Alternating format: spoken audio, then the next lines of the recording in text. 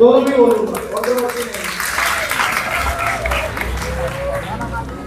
सबसे पहले जो मंच पे हमारे मान्यवर है, हमारे सिंह मैडम है, बाकी के भी और मान्यवर है, समाचारों नाम सुन के नहीं जानता हूँ मैं अभी,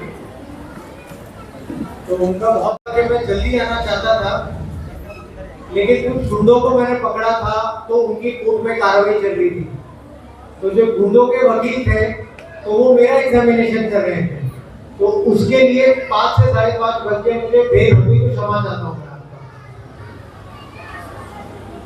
दुसऱ्या मान्यवर के या परिसरामध्ये जे नशामुक्तीची मोहीम आहे ती फार गरजेची आहे, त्या अनुषंगाने मला वाटलं की तिथे येऊ, आपल्याकडे येऊ, ते जे नशामुक्तीचे जे कार्यक्रम आहे ते या लोकांनी राबवलेले आहे, ते खरंच दिस इज रियली अप्रिशिएबल। मैं आप लोगों को ज्यादा कुछ बोल के बोर नहीं करना चाहूंगा, क्योंकि बहुत सारी बातें आपको समझ में नहीं आएगी मैं क्या कर रहा हूँ या क्या बोलने की कोशिश कर रहा हूँ, तो आपको सीधे सरल भाषा में आप लोगों से बात करूंगा। अगर आप लोगों को भी कुछ प्रश्न होंगे इंटरप्ट कर सकते हैं, आप लोग मुझे पूछ सकते हैं। शिक्षकांना खरंच म्हणजे मनापासून हृदयापासून तुमचा धन्यवाद। एवढं पोवाडाच म्हणणार मी, काय झालं म्हणजे काय सांगू, मी खरंच चांगलं होतं ते आणि तुम्ही हृदयापासून केलेले आहे ते, तर खरंच खूप सुंदर आणि धन्यवाद तुमचा। आज के समय में और मैं आप लोगों को भी बहुत सारे प्रश्न पूछने वाला हूँ, मैं टीचर नहीं हूँ लेकिन फिर भी आप लोगों को प्रश्न पूछूंगा तो आप जवाब देना मेरा। आज के समय में हमारे राष्ट्र के सामने बहुत बड़ी एक समस्या है। क्या समस्या है वो? ड्रग्स की समस्या। आप लोग जानते हैं ड्रग्स क्या है? क्या है? इतना कॉन्फिडेंस है बोला तो मतलब उस समय मतलब नशे का एक मतलब एक एलिमेंट है काइंड ऑफ, जैसे क्या है नशा, ड्रग्स क्या है? ड्रग्स वो हमारा मतलब ब्रेन मतलब डाइवर्ट करता है उसको ब्रेन। क्या होता है? आपने देखा है कभी ड्रग्स कैसे होता है फिल्मों में या फिर Yes. टीवी में, क्या कैसा होता है? पाउडर फॉर्म में होता है। Very good answer very. और कोई मुझे बताइए, मुझे बच्चों से, लेडीज बच्चों से ज्यादा जवाब चाहिए, नहीं पता? और कोई यहाँ पर? ड्रग्स, जैसे कि ड्रग्स के कई नाम होते हैं, जैसे कि चरस, गांजा, एमडी, मेफेड्रोन, कोकेन। ये इलाके में, आपके इलाके में बहुत प्रकार के ड्रग्स हैं, जैसा कि ज्यादा जो ड्रग्स चलता है आपके इलाके में वो है गांजा, और दूसरा ड्रग्स है जिसे कहते हैं एमडी, मेफेड्रोन जिसे कहते हैं।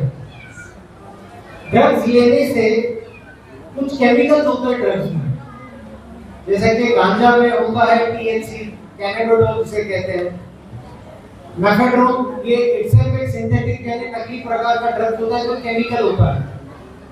ये कंज्यूम करने के बाद में ये केमिकल्स आपके दिमाग के साथ में खेलते हैं, आपके शरीर के साथ में खेलते हैं। ड्रग्स कंज्यूम करने के बाद में आपको फिजिकल इफेक्ट होता है, मेंटल इफेक्ट तो ऐसा होता है कि आपको ये भी पता नहीं चलेगा कि आपकी मम्मी कौन है, पापा कौन है, आपके भाई कौन है, बहन कौन है, आपको ये भी समझ में नहीं आएगा। आपकी पढ़ाई पे परिणाम होगा, आपका एपिटाइट, जो हम लोग खाना खाते हैं, आपकी भूख ये मर जाती है, आपका वजन कम होता है और आप इसके व्यसन अधीन हो जाते हैं, जिसे मराठी आप लोग जे म्हणतात कि तुम्ही ड्रग एडिक्ट होना।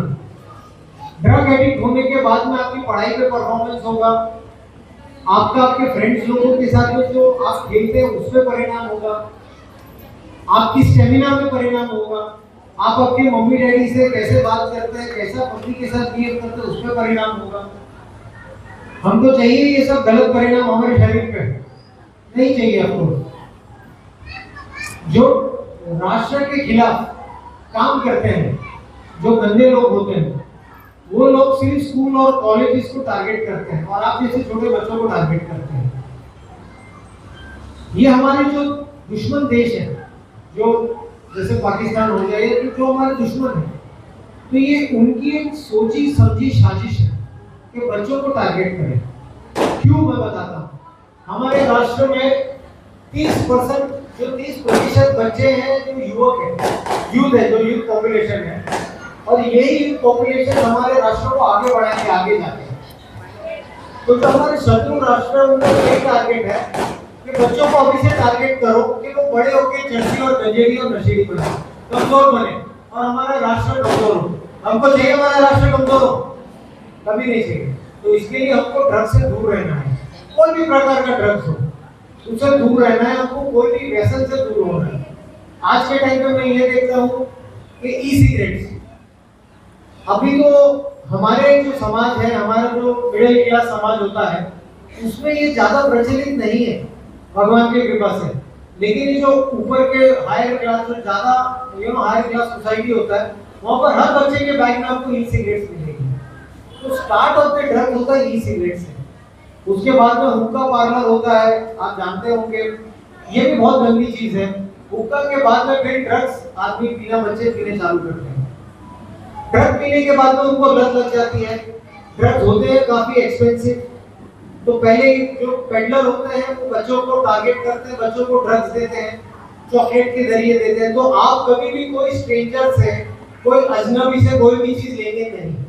अगर कोई भी आपको देगा तो आपको स्कूल कॉलेजेस में आपके टीचर्स हैं, घर में आपके पेरेंट्स हैं, आपके माता पिता हैं और आपके फ्रेंड्स हैं, कोई भी अनजाने से कोई भी चीज आप लेंगे नहीं। दूसरी बात, अगर आपको दे भी दिया तो इमीडिएटली आप अपने टीचर्स को या पेरेंट्स को इन्फॉर्म करेंगे ये चीज को। टीचर्स आपल्याला पण एक रिक्वेस्ट आहे की जेव्हा हे सर्व आढळतं तुमच्यासमोर तर ताबडतोब पोलिसांना इन्फॉर्म करायचं। बीट आहे, पोलीस स्टेशन आहे, 112 नंबर आहे, तिथे ताबडतोब आपल्याला फोन करायचं। We don't have to tolerate this. म्हणजे जे काही मी बघतो सोसायटीमध्ये, समाजामध्ये असा ॲटिट्यूड आहे, चलता ॲटिट्यूड, म्हणजे आपण स्वतः आपल्याला म्हणजे विचारतो कधी कधी, त्यानंतर कोणीतरी आपल्याला सांगितलं तर आपला ॲटिट्यूड असं असतो की मेरा प्रॉब्लेम नाही है, ये पुलिस देख लेगी, तर ते नाही करायचं आपल्याला। म्हणजे चलता ॲटिट्यूड प्रतिष्ठान ये खूब सीरियस इशू है। अगर हम इसे 10 साल नहीं रोकेंगे परिस्थिति बहुत गंभीर हो जाएगी और ये घर घर में पहुंचेगा। मेरे भी बच्चे हैं, आपके भी बच्चे हैं, तो इसके लिए हमको इसे अभी रोकना है। अभी नहीं रोकेंगे गांव गांव में, खेड़े पाड़ों में चले जाएगा और बहुत तकलीफ हो जाएगी। सो हमको ड्रग्स से दूर रहना है। कभी भी कोई एक्टिविटी या ड्रग्स की बात होती है तो तुरंत पुलिस को, पेरेंट्स को, टीचर्स को आपको इन्फॉर्म करना। आपके एक और मैं स्कूल में थाने में थोड़े दिन पहले मेरी टीम के साथ में मैं गया, मैंने उनको ये पूछा कि आपके फेवरेट हीरोज कौन है। तो वहां पर एक छोटी सी सेकंड स्टैंडर्ड की बच्ची थी, उसने कोई XYZ खान नाम लिया। मैंने फिर 6th स्टैंडर्ड के बच्चे को पूछा, प्राइमरी, उसका जवाब कोई सेकंड XYZ खान था। फिर बाद में मैंने 12th स्टैंडर्ड के बच्चे को ये सवाल पूछा, उसका जवाब था पुष्पा। मैंने फिर बाद में उनको ये पूछा, और मैंने आपको भी मैं पूछ रहा हूँ, आपने कभी सुरेश सेन का नाम सुना है? नहीं। आपने कभी प्रीति लता वटेदार का नाम सुना है? टीचर थे, बच्चों को आंसर देना। नहीं। आपने कभी तानाजी मालुसरे का नाम सुना है? आपने कभी बाजी प्रभु देशपांडे का नाम सुना है? ये होते हैं रियल हीरो। इसका मतलब होता है हीरो। हीरो का मतलब नाचने गाने वाले नहीं होते हैं। हम लोग उनको फॉलो नहीं कर सकते। अगर हम उनको फॉलो करेंगे तो हमारा जो समाज है वो एक बहुत ही कमजोर समाज होगा। हीरो का मतलब होता है पंडित दीनदयाल उपाध्याय, वो हीरो होते हैं। जिसने हिंदवी स्वराज बना छत्रपति शिवाजी महाराज, वो हीरो होते हैं। जिसने धर्म के लिए जान दी, धर्म की रक्षा करे, छत्रपति संभाजी महाराज, उसे हीरो कहते हैं, वो हीरो है। तो हमको हमारे लाइफ में अगर किसको फॉलो करना है तो हमको इनको फॉलो करना है। शिक्षक वर्ग क्या है आपला, म्हणजे जेव्हा आपण शिक्षण देतो यांना तर फक्त 10 मिनिटं छत्रपती शिवाजी महाराज, महाराणा प्रताप, कॅप्टन अनुज नय्यर, कॅप्टन विक्रम बत्रा हे कोण आहेत त्यांना हे सांगा तुम्ही। कारण का दैनंदिन जीवनात आपले हे स्मरण करणार हे लोक, उद्या त्यांच्या समोर काय प्रश्न आले आयुष्यात तर हे अल्लू अर्जुन किंवा बाकीचे जे नाव घेते ते कधी त्यांना हेल्प नाही करणार। तर हे जे हीरोज आहेत ते त्यांच्याबद्दल हे करणार, स्मरण करणार की छत्रपती शिवाजी महाराजांनी जेव्हा औरंगजेबची होती हुकूमत होती तर कसा हिंदवी स्वराज घडवला यांनी। आपण आज हमारे टाइम पे, आज हमारे समय में एक छोटा सा कोई इशू होता है, हम डर जाते हैं। कुछ भी होता है, कोई एक छोटा सा गुंडा हमारे सामने आ जाता है, कभी हम फेल हो जाते हैं तो हम डर जाते हैं। लेकिन ऐसे परिस्थिति में अगर हम छत्रपति शिवाजी महाराज के बारे में सोच लिए तो हमारा डर 2 मिनट में भाग जाएगा। अगर हमने ऐसे समय पे बाजी प्रभु देशपांडे के बारे में सोचा तो हमारा डर 2 मिनट में चले जाएगा। 300 लोगों ने 10,000 लोगों को रोका था। तो ये होते हैं हीरो।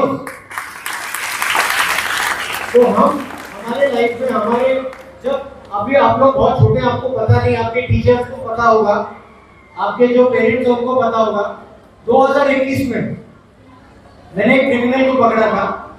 एक बहुत ही बड़ा प्रकार का क्रिमिनल था, जो जिसे कहते हैं बिगड़े हुए बाप के बच्चे जिसे कहते हैं। तो जब उस बिगड़ी हुई जनरेशन को पकड़ा तो ऐसा हो गया कि पूरा आसमान सर पे आपके टूट पड़ा। जितने भी सरकार, जितने भी मिनिस्टर, सब आपके आम पे आ गए।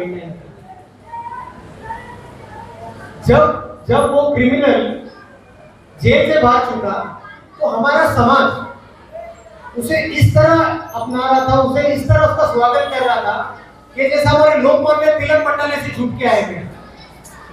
इस प्रकार से ढोल ताशे बज रहे। तो हमें ये देखना है कि हमारे रियल लाइफ हीरोज कौन होते हैं। और जब भी मेरे पर ऐसे अटैक होते हैं, जब भी मेरे पर आरोप लगते हैं, जब भी मेरे सामने कोई आता है कितना भी बड़ा, तो मैं ये सब नाम सोचता हूँ मेरे दिमाग में। तो मेरा घर 2 मिनट में रन शुरू हो जाता है। तो मैं तो ये सोचता हूँ कि अभी 10 आए, 10,000 आने दोगे। तो इसलिए हमें लाइफ में, हमारे जीवन में, हमारे आयुष्य में रियल हीरो की स्मरण करना है और हमको हमारे देश को स्ट्रॉन्ग बनाना है। जब भी हम लोग हमारे घर में बैठे रहते हैं, मैंने ये देखा बच्चों को इंस्टाग्राम पे होते हैं, ट्विटर पे होते हैं, फेसबुक पे होते हैं और हमेशा लोगों की लोगों को आलोचना करते हैं, क्रिटिसाइज करते हैं। पुलिस करप्ट है, हमारे मम्मी डैडी अच्छे नहीं है, मम्मी डैडी मारते हैं हमें, या फिर हमारे टीचर हमें स्ट्रिक्टली टीचर चिल्लाते हैं, पुलिस काम करती नहीं है, बीएमसी काम करती नहीं है, ये पैसे लेते हैं, ये भ्रष्ट। लेकिन हमें सबसे पहले हमको अपने आप से सवाल पूछना है कि हमने राष्ट्र के लिए क्या किया, पहले हमने क्या योगदान दिया है। तो मुझे आप लोगों से, बहुत छोटे हैं तो मुझे आप लोगों से एक रिक्वेस्ट है, एक आवेदन है कि आप कम से कम राष्ट्र के लिए 10 साल दीजिए आपका। तभी हमें हक बनता है, तभी हमारा दायित्व होता है लोगों को क्रिटिसाइज करने का। राष्ट्र के लिए 10 साल आप घूम पाए। मैंने बहुत लोगों से मार भी खाया, बहुत लोगों को मारा भी राष्ट्र के लिए, घूम आया मैंने। तो मुझे लगता है कि मेरे जैसे कोई बड़ा काम नहीं किया मैंने। ये हमारे जो बाकी बच्चा सबका फर्ज होता है राष्ट्र के लिए, तो ऐसा कुछ आउट ऑफ बॉक्स नहीं किया मैंने। तो मुझे आप लोगों से भी यही आशंका है, आप लोगों से भी यही मुझे आवेदन है और ये अपेक्षा है कि आप लोग ऐसा करेंगे। राष्ट्र के लिए 10 साल सर्विस कीजिए, आप आईएएस बनिए, आईपीएस बनिए, पुलिस बनिए, आर्मी में जाइए, लेकिन 10 साल आपको करना है। अगर हर कोई पुलिस नहीं बन सकता, हर कोई आर्मी नहीं कर सकता, आर्मी नहीं बन सकता, तो आपको मिनिमम कोई डॉक्टर बने, कोई एमबीबीएस बने, जवाहर, वाड़ा, गढ़चिरौली, जहां पर गरीब लोग हैं उनकी सेवा करें, तो ये राष्ट्र सेवा होता है। कोई इंजीनियर बने, कोई जेई करे, आप कोई नीट करे, उसके बाद में इंजीनियरिंग के बाद में राष्ट्र के मार्ग में ट्राइबल एरियाज में जाके कोई डेवलपमेंट प्रोग्राम में आप सहभागी हो, तो इसे कहते हैं राष्ट्र सेवा। हर कोई राष्ट्र सेवा कर सकता है। तो कम से कम आप 10 साल राष्ट्र सेवा करेंगे और आपकी लाइफ में जो प्रधानता होती है, जो प्रायोरिटीज होती है, तो कैसे करेंगे आप? सबसे पहले हमारा होगा राष्ट्र, नेशन जिसे कहते हैं, देश, सबसे पहले वो होगा। दूसरा होगा हमारा समाज, हम जिस समाज में रहते हैं और हम जिस समाज से आते हैं।